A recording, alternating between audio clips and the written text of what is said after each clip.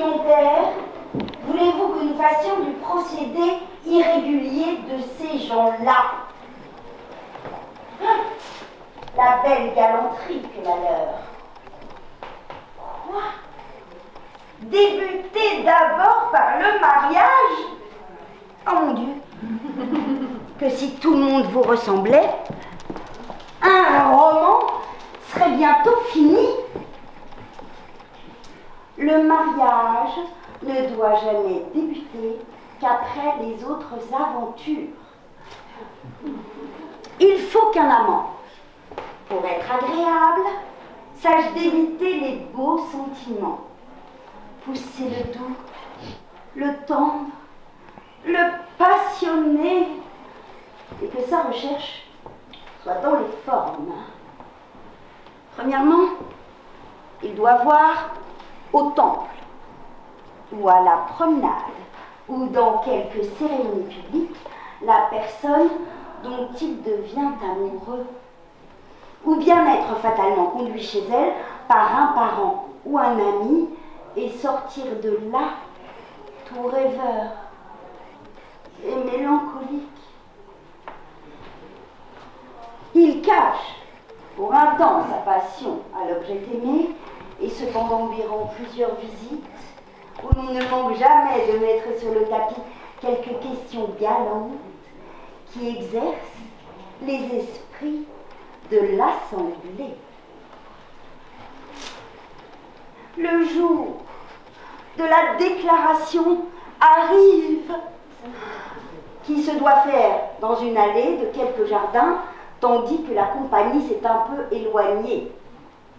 Et cette déclaration est suivie d'un prompt courroux qui paraît à notre rougeur, mais qui pour un temps bannit l'amant de notre présence. Ensuite, il trouve moyen de nous apaiser, de nous accoutumer insensiblement au discours de sa passion et de tirer de nous cet aveu qui fait tant de peine. Après viennent les aventures, les rivaux qui se jettent à la traverse d'une inclination établie, les persécutions des pères, les jalousies conçues sur de fausses apparences, les plaintes, les désespoirs, les enlèvements et ce qui s'ensuit. Voilà comme les choses se traitent de la belle manière.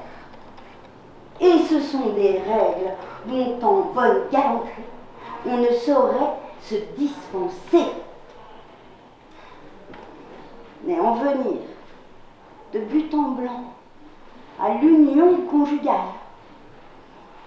ne faire l'amour qu'en faisant le contrat de mariage, et justement prendre le roman par la queue.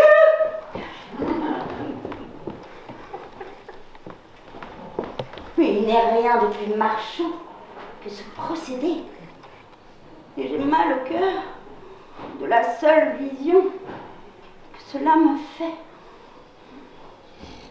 Je m'en vais gager qu'ils n'ont jamais vu la carte de tendre, que billets doux, jolis vers, petits soins et billets galants sont des terres inconnues pour eux.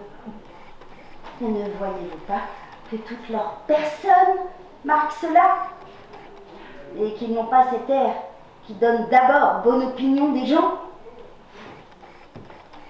Venir en visite amoureuse, une jambe toute unie, un chapeau désarmé de plumes, une tête irrégulière en cheveux et un habit qui souffre une indigence de ruban. Mon Dieu, quels amants sont cela!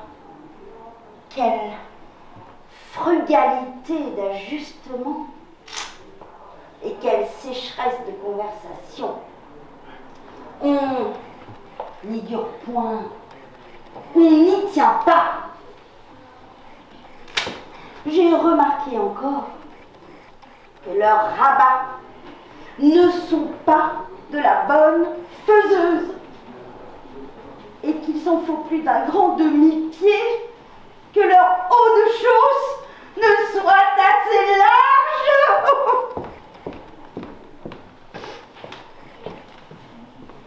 Pour moi, un de mes étonnements, c'est que vous ayez pu faire une fille si spirituelle que moi.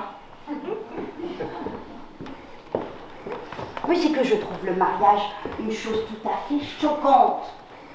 Comment peut-on souffrir la pensée de coucher contre un homme vraiment nu?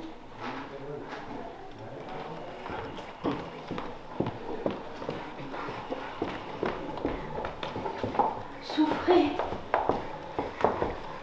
que nous prenions un peu haleine parmi le beau monde de Paris où nous ne faisons que d'arriver, et laissez-nous faire tout à loisir le tissu de notre roman, et n'en pressez point tant la conclusion. Mon Dieu, ma chère, que ton père a la forme enfoncée dans la matière, que son intelligence est épaisse et qu'il fait sombre dans son âme. Oh, que veux-tu, ma chère? J'en suis en confusion pour lui. Et j'ai du mal à me persuader que je puisse être véritablement sa fille. Et je crois que quelque aventure un jour me viendra développer une naissance plus illustre. Je le croirais bien, oui. Une fille si spirituelle que moi.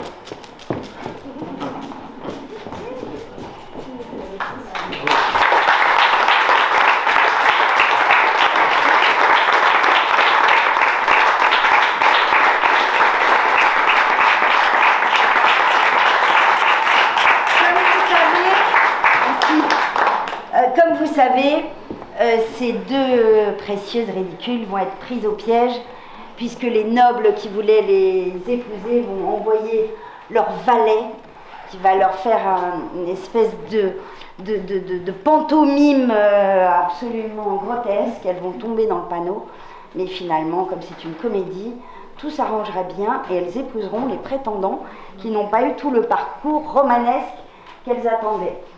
Je vous propose de descendre au premier étage.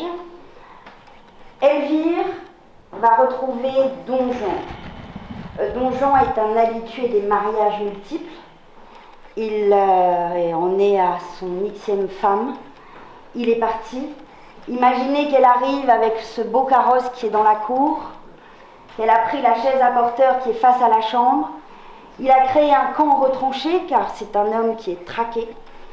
Et c'est une des premières, et peut-être la seule femme, qui vient lui dire ces 4 vérités. Donc, au premier étage, la grande chambre, et Elvire, bien sûr, arrivera devant le lit.